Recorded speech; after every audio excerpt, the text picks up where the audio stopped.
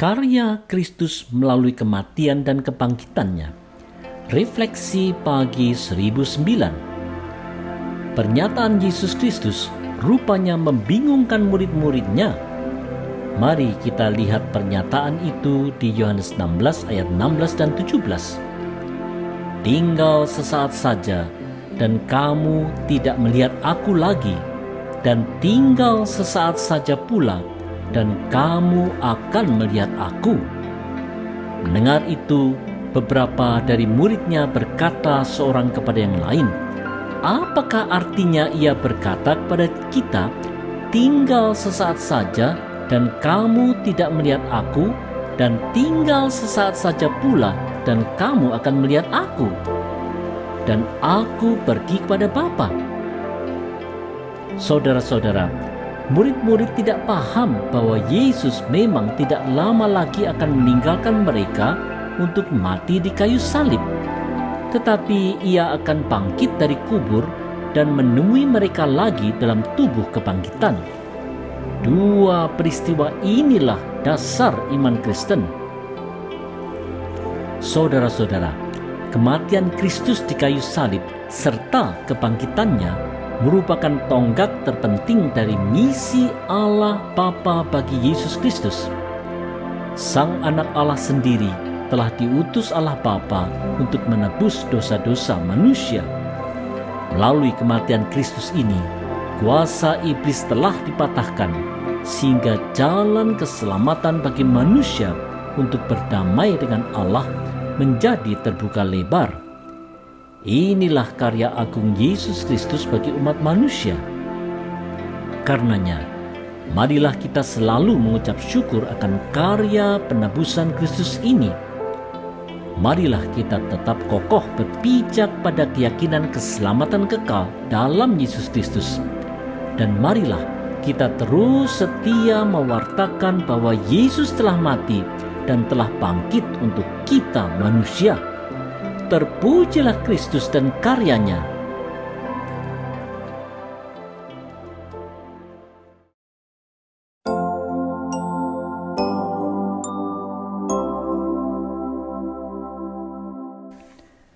Memahami misi penebusan Kristus. Refleksi pagi 1010. Yesus tahu bahwa pernyataannya membuat murid-muridnya gelisah. Mari lihat kisahnya di Yohanes 16 ayat 18 dan 19. Maka kata mereka, apakah artinya ia berkata, tinggal sesaat saja? Kita tidak tahu apa maksudnya. Yesus tahu bahwa mereka hendak menanyakan sesuatu kepadanya.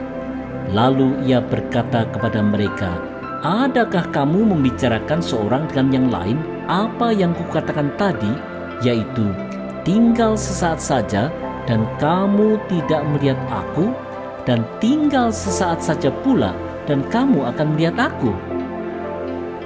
Saudara-saudara, prospek bahwa mereka akan segera berpisah dengan Yesus rupanya membuat para murid menjadi gelisah.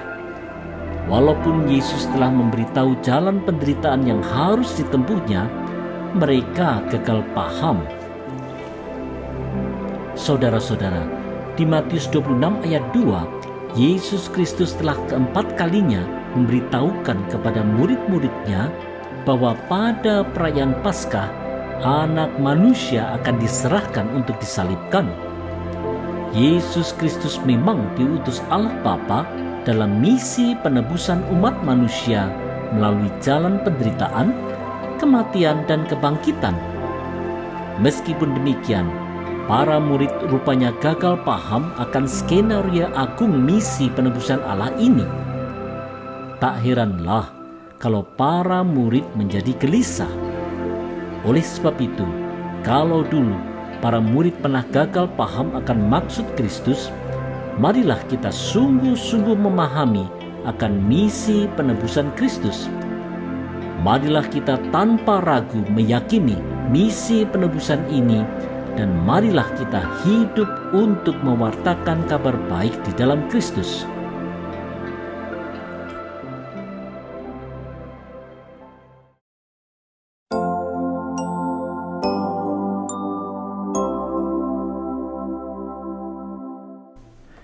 Bersukacita karena pengorbanan Kristus. Refleksi pagi 1011. Yesus Kristus memang akan menderita dan mati di kayu salib. Apa kemudian yang disampaikan Yesus Kristus untuk menghibur murid-muridnya? Mari dengar perkataan Kristus di Yohanes 16 ayat 20. Aku berkata kepadamu, sesungguhnya kamu akan menangis dan meratap, tetapi dunia akan bergembira. Kamu akan berduka cita, tetapi duka citamu akan berubah menjadi sukacita. Saudara-saudara, penderitaan dan kematian Kristus memang akan membuat pengikut Kristus berduka cita dan meratap. Tetapi kebangkitan Kristus atas maut pasti membuat dunia bersuka cita, karena Kristus telah membuka jalan bagi manusia untuk bisa kembali kepada Bapa. Yesus memang Sang Anak Allah yang menjalankan misi penebusan Allah bagi manusia. Saudara-saudara, sejak manusia jatuh dalam dosa, Allah sejak mulanya telah membuat rencana agung keselamatan supaya manusia dapat kembali dalam kebersamaan dengan Allah. Diawali di Perjanjian Lama, Allah telah memerintahkan untuk dilakukannya ibadah korban sebagai gambaran dan persiapan akan datangnya Sang Korban yang sempurna, yaitu Yesus Kristus. Di Perjanjian Baru, Yesus Kristus diutus Allah Bapa untuk menderita dan mati sebagai korban tebusan demi membuka jalan keselamatan bagi manusia. Betapa indahnya rencana agung Allah Bapa yang terlaksana melalui Yesus Kristus ini. Oleh sebab itu, marilah kita selalu mewartakan kabar baik tentang jalan keselamatan dalam Yesus Kristus. Ayo, wartakan Yesus Kristus terus.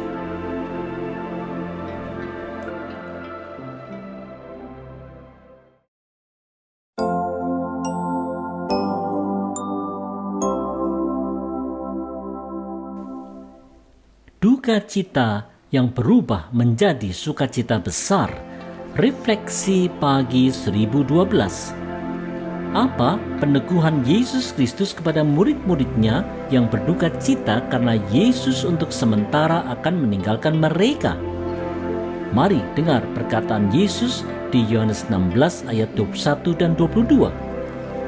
Seorang perempuan berduka cita pada saat ia melahirkan, tetapi sesudah ia melahirkan anaknya, ia tidak ingat lagi akan penderitaannya karena kegembiraan bahwa seorang manusia telah dilahirkan ke dunia. Demikian juga kamu sekarang diliputi duka cita, tetapi aku akan melihat kamu lagi dan hatimu akan bergembira, dan tidak ada seorang pun yang dapat merampas kegembiraanmu itu daripadamu. Saudara-saudara, Yesus memang akan mati, tetapi ia akan bangkit pada hari ketiga. Inilah kegembiraan yang tidak akan dapat dirampas oleh siapapun. Saudara-saudara, sengsara yang berakhir pada kematian Yesus Kristus di kayu salib memang pastilah menimbulkan duka cita besar di hati murid-murid Kristus. Tetapi kubur bukanlah akhir dari kebersamaan dengan Kristus, karena Kristus bangkit dari kematian pada hari ketiga. Duka cita mendalam telah diubahkan menjadi sukacita besar, tidak hanya untuk para murid Kristus, tetapi untuk seluruh dunia. Melalui kebangkitan Kristus, Allah telah membuka jalan bagi manusia untuk keluar dari jerat maut iblis dan masuk ke dalam anugerah keselamatan Allah melalui iman percaya pada Yesus Kristus. Marilah kita bersyukur dan bersuka cita di dalam keselamatan yang telah dianugerahkan Allah ini. Marilah kita juga terus mewartakan kabar baik ini.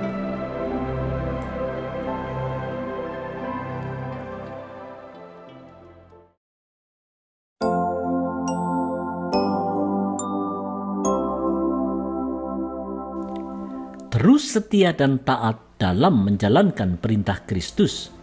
Refleksi pagi 1013. Apa janji Kristus kepada murid-muridnya bila ia bangkit? Mari lihat janji Kristus di Yohanes 16 ayat 23 dan 24. Dan pada hari itu, kamu tidak akan menanyakan apa-apa kepadaku.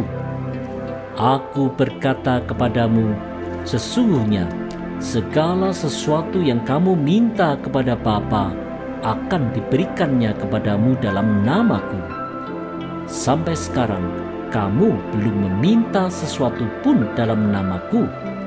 Mintalah, maka kamu akan menerima, supaya penuhlah sukacitamu.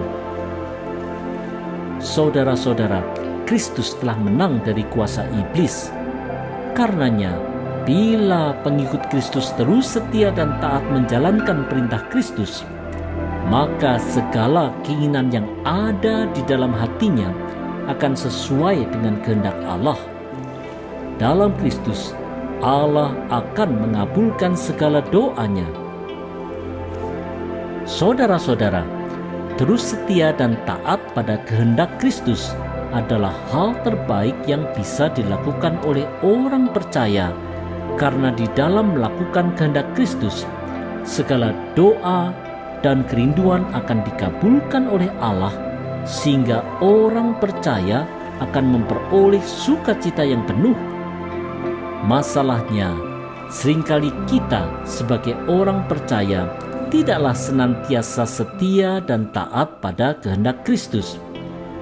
Apa yang kita doakan dan apa yang kita rindukan justru sering lebih untuk memenuhi keinginan kita sendiri semata, bahkan untuk kemuliaan diri sendiri saja. Oleh sebab itu, marilah kita kembali mengarahkan hati dan pikiran kita untuk kembali taat dan setia pada kehendak Allah dalam Yesus Kristus. Kita pasti akan bersuka cita karenanya.